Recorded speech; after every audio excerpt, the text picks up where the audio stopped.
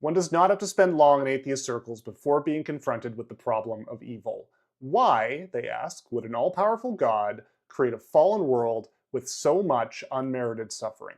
This may be the most persistent problem that Christianity faces, and there's a new article out by Larsen and Newell Wright that shows how the Restored Church of Jesus Christ presents a unique solution to that problem.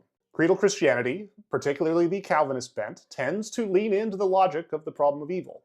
Since God is good, and God created all evil, that evil has to be good in ways that we can't yet understand, including damning souls to excruciating torment for all eternity. Arminian strains of Christianity try to get around this by saying that God could create beings that are truly independent of his will, that could sin of their own accord. But even then, God's omniscience and omnipotence still makes him fully complicit in that evil, since he could both fully predict it and readily put a stop to it. For Latter-day Saints, though, human beings are self-existent in the same way that God is. There are at least parts of us that God didn't create.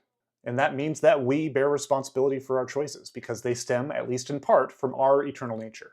In that context, evil and suffering isn't something that God just cooked up one day, and damnation isn't something he doles out to administer cosmic justice. They're part of us and part of the reality we live in. God has to work with that and navigate that. He can weep alongside us as we experience that suffering, and he graciously offers the atonement to help us overcome it if we turn to Christ. Check out Larsen and Wright's full article for more of their argument and learn a bit more about why Alma the Younger is a great story to learn more about the problem of evil. I'll see you next week.